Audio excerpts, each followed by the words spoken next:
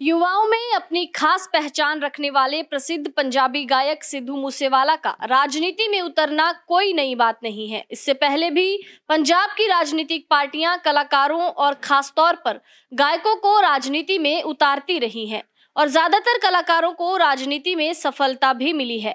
मूसेवाला द्वारा अपने गानों में गन कल्चर को बढ़ावा देने के कारण कांग्रेस भले ही विवादों में घिर गई हो, लेकिन पार्टी के इस कदम से विपक्षी दलों में चिंता जरूर बढ़ गई है, क्योंकि कलाकारों के साथ बड़ी संख्या में उनके प्रशंसक जुड़े होते हैं।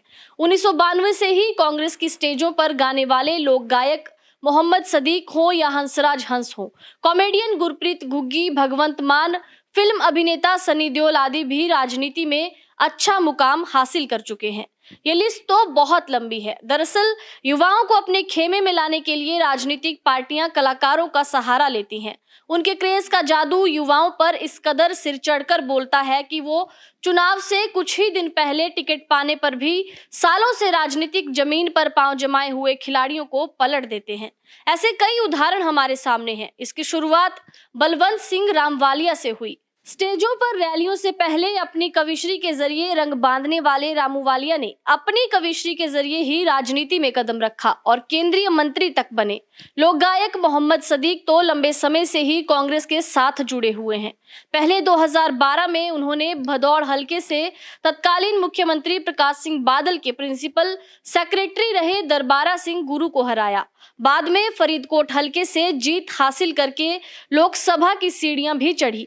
भगवंत मान को राजनीति में मनप्रीत बादल लाए। जब उन्होंने अपनी पीपीपी बनाई, बेशक वो अपना पहला चुनाव लहरागागा हलके से राजेंद्र कौर भुट्टल से हार गए, लेकिन उसके बाद संगरूर लोकसभा चुनाव उन्होंने 2 बार भारी मतों से जीता।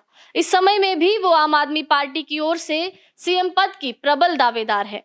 आम आदमी पार्टी में प्रांतीय संयोजक रहे गुरप्रीत घुग्गी भी इसी क्षेत्र से आए हैं।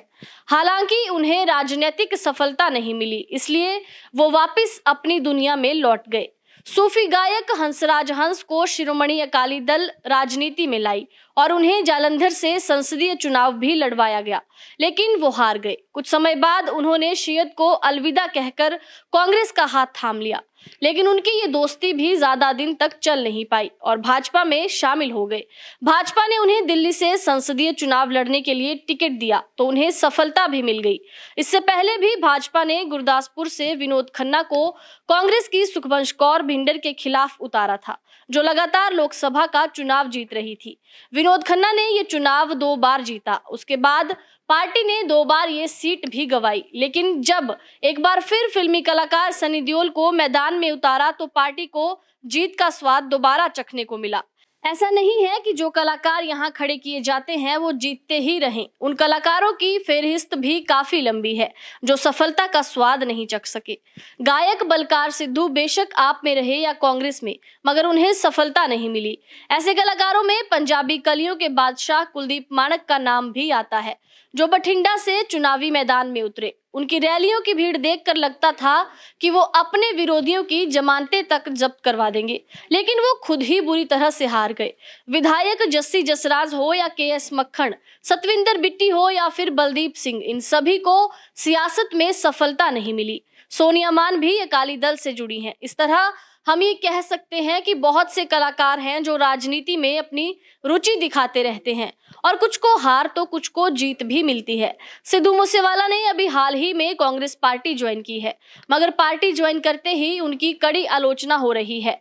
लोग उन्हें सोशल मीडिया पर अनफॉलो कर रहे हैं और गद्दार और धोखेबाज तक कह रहे हैं। आपको बता दें कि कलाकारों को राजनीति में लाने का एक अहम कारण ये भी होता है कि इन कलाकारों की युवाओं में फैन फॉलोइंग काफी ज्यादा होती है, जिसकी वजह से पार्टियां वोट बैंक के रूप में इन्हें इस्तेमाल करने का एजेंडा बनाती हैं ताकि वे चुनावों में भारी मतों से जीत हासिल कर सकें। कुछ को तो सफलता मिलती है, मगर कई बार केवल निराशा ही हाथ लगती है।